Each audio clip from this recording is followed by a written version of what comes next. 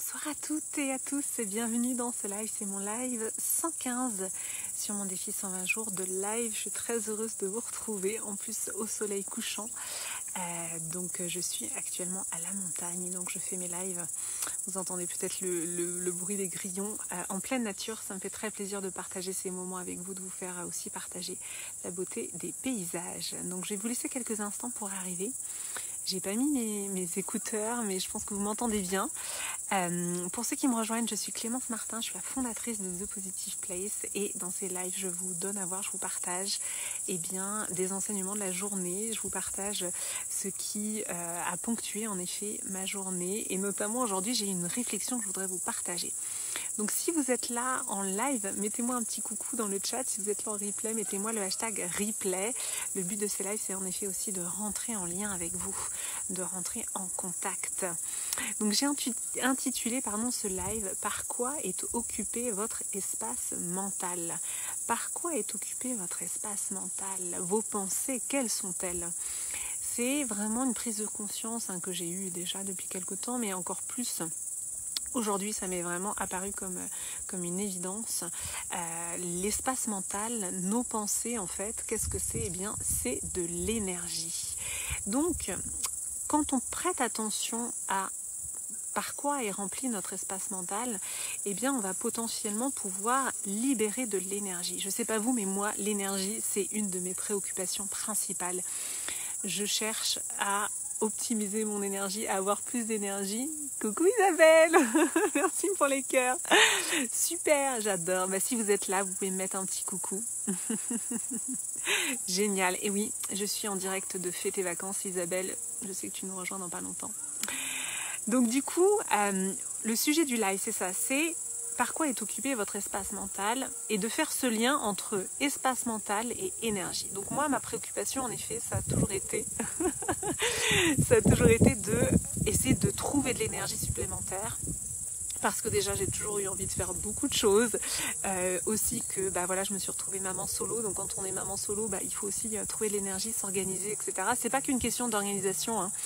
Pour moi c'est aussi une question de ressort interne. Donc la question de l'énergie c'est vraiment central pour moi, c'est vraiment central. Et en fait ce que je vais vous partager aujourd'hui c'est tout mon cheminement par rapport à mon espace mental et notamment à l'espace mental des femmes.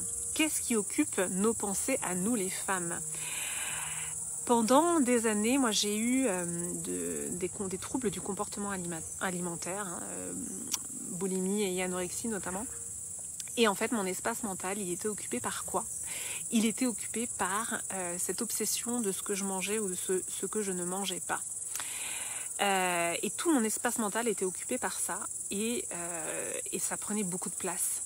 C'est-à-dire qu'à cette époque-là, je savais exactement ce que j'avais mangé en quantité, etc. Très précisément parce que mon obsession, c'était de m'empêcher de manger ou alors de pouvoir remanger. Et donc, je mettais énormément d'énergie. Mes pensées, en fait, étaient tournées vers ça, vers l'alimentation. Forcément, c'est de l'espace mental qui est occupé par ça, mais qui n'est pas occupé à autre chose. C'est de l'espace mental qu'on pourrait totalement utiliser à autre chose. Je me suis guérie entre guillemets de l'anorexie et de la boulimie, notamment en me rééduquant sur le sentiment de satiété. Et aujourd'hui, je suis incapable de vous dire ce que j'ai mangé à midi, alors que il y a 15 ans, c'était ma seule obsession. Je savais exactement ce que j'avais mangé le midi et le soir, ce que j'avais mangé le matin, etc. Et c'était pas dans une optique d'être gourmet, c'était dans une optique de contrôle en fait, de contrôle de mon alimentation, parce qu'on peut être gourmet et on peut apprécier manger, et là on est dans quelque chose de de l'ordre du raffinement, etc. Non, moi c'était l'obsession en fait, c'était l'obsession, c'était le contrôle, c'était maladif, puisqu'on sait que ce sont des maladies. Donc ma question c'est, il y a 15 ans, si mon esprit n'avait pas été occupé par finalement toutes ces pensées autour de l'alimentation, qu'est-ce que j'aurais pu faire? Eh bien, je vais vous dire, parce que moi, j'ai commencé à travailler sur moi il y a quelques années. J'ai commencé notamment à écrire beaucoup et à me libérer. J'ai fait du journaling, j'ai fait aussi beaucoup d'autres choses. Et j'ai commencé à libérer en fait mon espace mental. Et clairement, pour moi, il y a eu un avant, un après. C'est-à-dire que j'ai eu le sentiment de recouvrer des capacités cérébrales. J'ai eu le sentiment d'avoir des neurones en plus, en fait. Évidemment, je ne pense pas que ce soit ça l'explication rationnelle, mais tout simplement en vidant mon esprit de toutes ces pensées ruminatoires, de toute cette souffrance, de toutes ces blessures, j'ai laissé de la place pour autre chose. J'ai laissé de la place pour la créativité, j'ai laissé de la place pour l'action, j'ai laissé de la place pour l'épanouissement.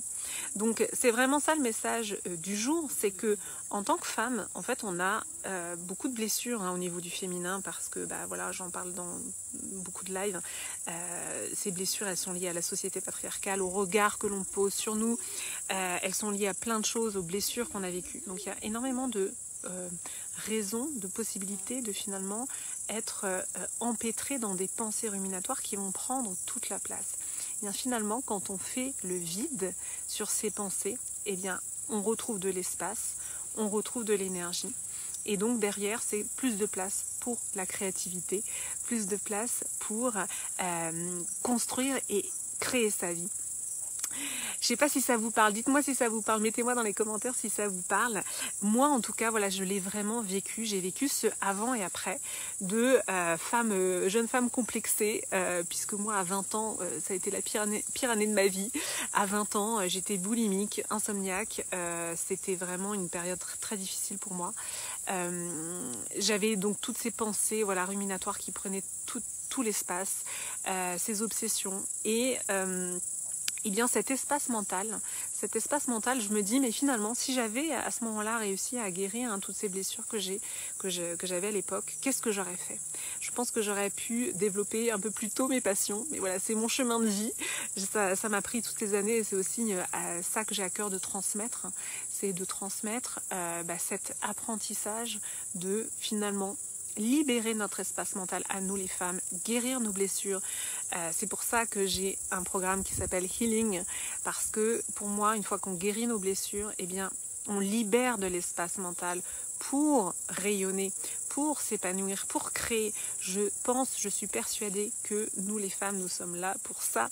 Nous sommes faits pour rayonner, pour créer, pour participer aussi activement à la société et non pas simplement, se contenter du rôle qui nous est attribué.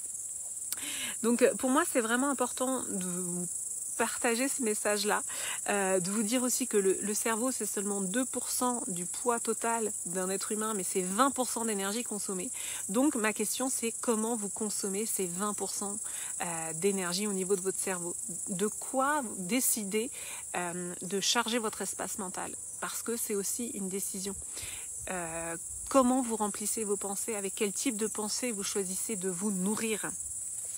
Donc c'est vraiment ça le message du jour et encore plus particulièrement à nous les femmes de avoir cette conscience-là que notre espace mental, pour moi, une fois libéré des blessures, une fois libéré de nos pensées de dévalorisation, une fois libéré de tout ce qui nous empêche en fait de déployer notre plein potentiel, qu'est-ce qui reste? Il nous reste notre créativité, il nous reste ce potentiel qui ne demande qu'à rayonner.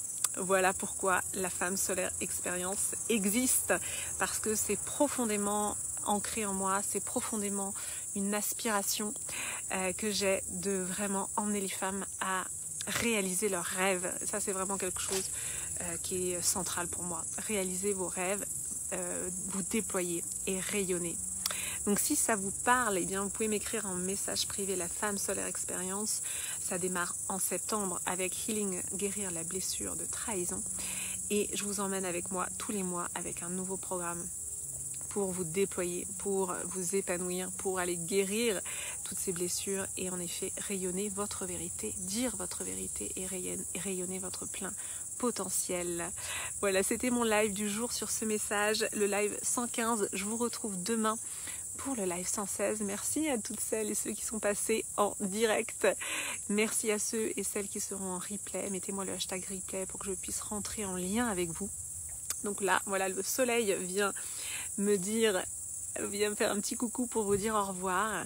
J'étais ravie de vous accueillir dans ce cadre de nature et je vous dis à demain. Je vous embrasse fort. Belle soirée.